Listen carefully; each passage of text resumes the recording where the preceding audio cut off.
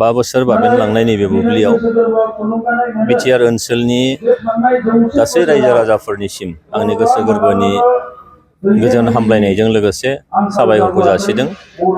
जोंनि दैदेनगिरिफोरनिसिम जायफोर सागानगिरि महरै जेरैहाय बिटिआरनि चिफ प्रमद बर' बिथां, लरेन्स इस्लारि बिथां, रन्जित बसुमतारी बिथां, सावरायग्रा बसुमतारी बिथां, रन्जन दैमारि बिथां आरो इउबिपिअनि दानि आफादगिरि आरो आथिखालाव बर' वेलफेयार अट'नमास वेलफेयार काउन्सिलनि चिफ मिहिनीश्वर बसुमतारी बिथांमोननिसिम आङो गोरबोनिफ्राय साबायखर जासिदों, आंनि गाहाम हामलायथिखौ हरदों।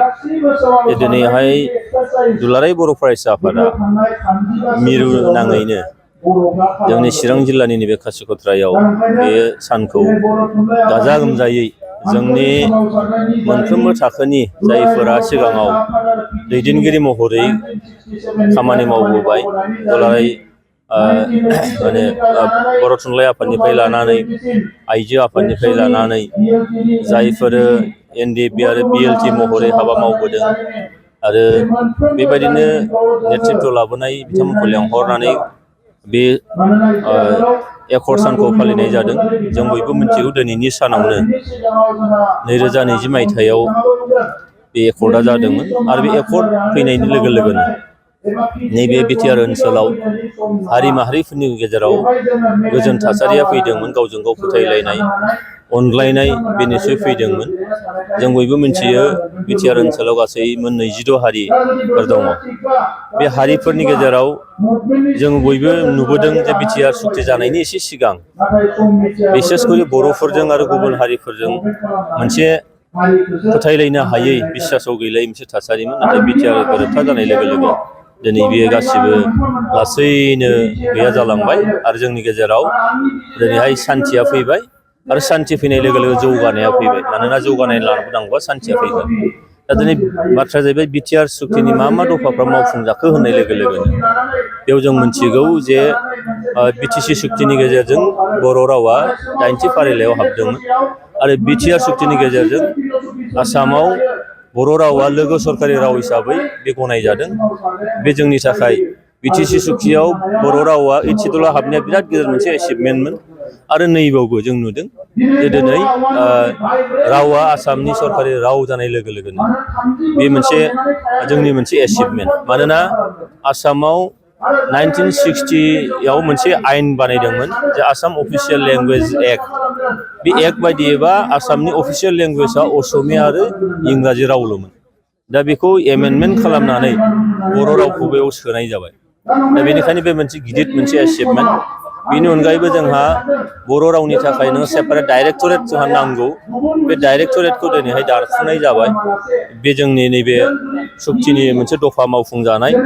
एनडिएफबिनि दैदेनगिरिफोरनो केडारफोरनो एक्स ग्रेसिया मोनसे होनाय बे खामानिया दिनै जागासिनो दं। मुंख्लंफोरनो होनाय बे खामानिया फ्राय 50% निस्सय होजाबाय, बेबो मावफुंजाबाय। सिमाया जोंहा लावनांगौ, अलरेडि नोंथांमोना मिथिखाबाय। बे सिमाया जोंहा हलंगि दैसिम सनितपुर जिल्लानि गहपुर जिल्लानि बे हलंगिसिम बे अलरेडि सिमाया बे लावबाय। दा बेनिखायनो जों नुदों जे मेजर माखासे खामानिफोर दफाफोर बे मावफुंजानो जाबाय। बिटिआर सुक्तिनि गेजेरजों बिटिएडिखौ बिटिआर खालामनांगौ बेखौ अलरेडि नोङो सरकारनिफ्राय डिक्लेयार होबाय, बेबो दिनैहाय मावफुंजाबाय।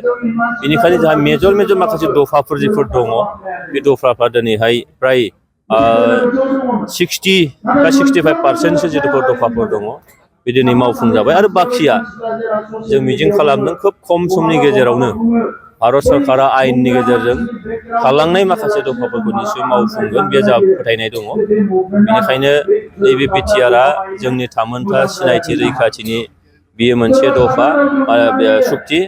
बे सुक्तिखौ जोंहा मोजाङै लांनांगौ दङ आरो बे लांनायाव बेयाव गुबैयै बर'फ्रा आन्दलनकारि, बेजों लोगोसे गुबुन हारिफ्रा मदद होफादों। गुबुन हारिनि फोथायनाय, गुबुन हारिखौ लोगोआव लानानै जिखिनि आवगायलांनायनि बाथ्रा, दिनै गुबुन हारियाबो दिनैहाय लोगो लाफैदों।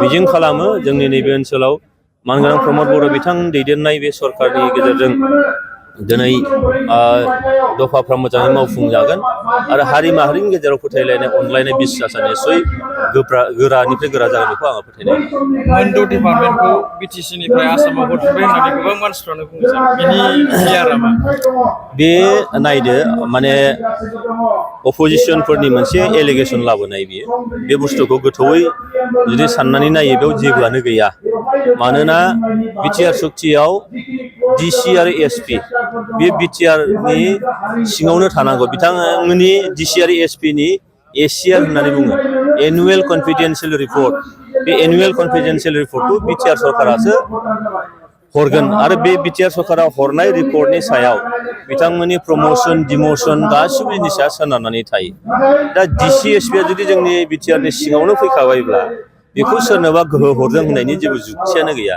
बेनिखायनो बे बाथ्रा जायफ्रा बुंदों बिथांमोना गोथौआव हाबनानै नायाखै आरो बिदि जेबो जायाखै बे बिटिआर सरकारा होनाय बे गभर्नरा गेजेट नटिफिकेसन दिहुननाय जिनिस नङा बे बिटिआर सरकारा होदों बेखौ नों एक्सपेरिमेन्ट जे मानोना नों नाय थांनाय बिपिएफनि समाव बिटिसि सुक्तिनि गेजेरजों जोङो डिसिआ जोंनि बायजोआवमोन बिटिआरनि सिङाव मा होनो बिटिसिनि सिङाव नङा एसपिआ बायजोआव जोङो डिसिआ जोंनि बायजोआवमोन बिटिआरनि सिङाव मा होनो बिटिसिनि सिङाव नङा एसपिआ बायजोआव दिसपुरनिफ्राय कन्ट्रल खालामहरो एसपिखौ डिसिखौ दा बेनिखायनो मा जाबाय बिटिसि सरकारा जेरै गोसो एरै खालामबाय नाथाय डिसिआ बेखौ नायफामनायनि जेबो दायथ' गैया नाथाय बे गासैखौबो साननानैनो मानोना डिस्ट्रिक्टनि हेड डिस्ट्रिक्टआव जानाय खामानिफ्रा मोजाङै नायफाम जानांगौ बे खारनावनो दिनै बिटिआर सुक्तिनि गेजेरजों